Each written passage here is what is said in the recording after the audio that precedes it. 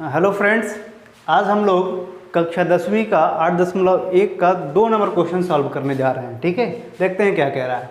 आकृति 8.1 में tan p minus cot r का मान ज्ञात करना है। किसका ज्ञात करना है जी? tan p minus cot r, यानी कि इसका वैल्यू निकाल देना, इसका वैल्यू निकाल देना और घटा देना है। ठीक है, चलिए इसको हम लोग पहले लिख लेते हैं। ठीक है, और ये रहा आपका आकृति 8.13 जो कि बुक में दिया हुआ है।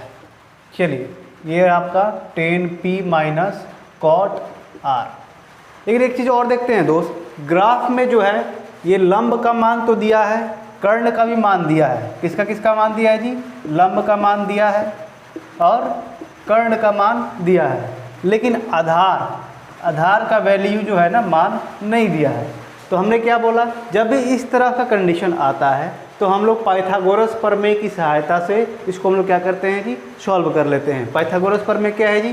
कर्ण स्क्वायर बराबर लंब स्क्वायर प्लस आधार स्क्वायर। एक बार लिख लेते हैं, इसको हम लोग सॉल्व करते हैं किसकी सहायता से जी? यानी कि ये आधार ज्ञात करने के लिए पाइथागोरस प्रमेय का फॉर्मूला लगाएंगे, यानी कि पाइथागोरस प्रमेय से। ओके, पाइथागोरस प्रमेय क्या कहता है जी?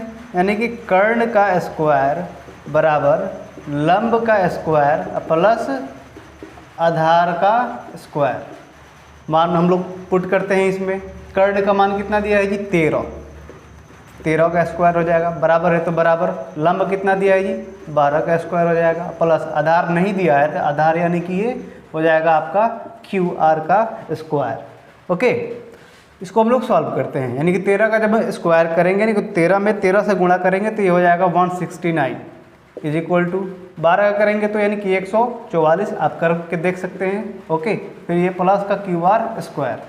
अब क्या करते हैं, अंक वाले को अंक के तरफ और ABCD वाला ये जो हमारा QR है ये एक तरफ हो जाए, यानी बराबर के एक तरफ अंक वाला हो जाएगा और बराबर के दूसरी तरफ ये। तो यानी क्या करेंगे, 169 जब भी हम लोग करते हैं तो कोई भी संख्या जब प्लस में आता है तो बराबर का पहले आता है तो माइनस में आ जाता है, यानी कि 144 माइनस में आ जाएगा और इधर बच जाएगा क्या हमारा QR स्क्वायर। ओके, इसको हम लोग घटा लेते हैं, क्या हो जाएगा, हम लोग QR को इधर हम लोग अपने सहूलियत के लिख लेते हैं। QR स्क्वायर बराबर, इसको घटाएंगे तो कितना हो जाएगा जी?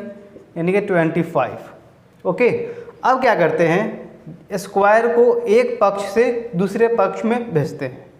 तो जब हम लोग एक पक्ष से दूसरे पक्ष में जब स्क्वायर को भेजते हैं, जब हम एक पक्ष से दूसरे पक्ष में जब हम लोग स्क्वायर को भेजते हैं तो ये QR का मान कितना हो जाएगा कि जो सामने वाला जो अंक होता है वो रूट में आ जाता है। ठीक है, इसके बाद से इसका हम लोग वर्गमूल निकालेंगे।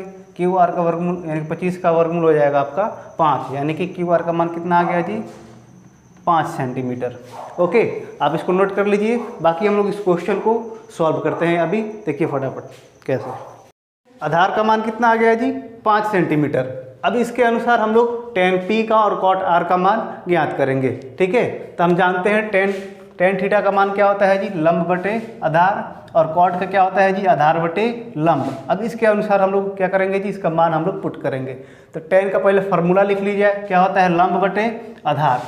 तो अब किसके अनुसार जी? तो एंगल P के अनुसार। तो हमने यहाँ पे एक बात ध्यान रखिएगा, जब भी कोई एंगल पूछता है ना, जिस एंगल से पूछता है तो उसके सामने वाली जो भुजा होती है वो लंब कहलाती है। क्या कहलाती है?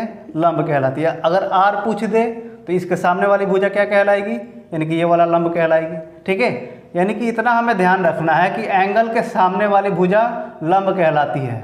ठीक है, जब ये Q पूछता है तो नॉर्मली हमारे ये लंब ही होता है और ये आधार होता है। ठीक है, तो हम लोग यहाँ पे देखते हैं एंगल पहले P के अनुसार।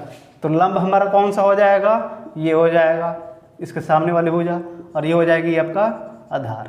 ठीक है, इसके अनुसार हम लोग मान क्या करते हैं? इसको पुट करते हैं। फॉर्मूला क्या है जी? लंब बटे आधार। लंब कितना हो जाएगा? QR प्लस आधार कितना हो जाएगा? तो PQ, माइनस है तो माइनस।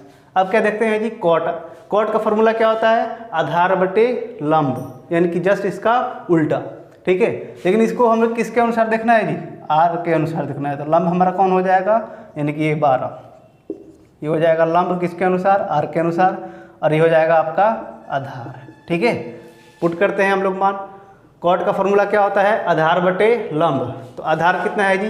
5, यानी कि पहले क्यू आर, ठीक है, और लंब कितना है जी, यानी कि ये हो जाएगा आपका पी क्यू, ठीक है।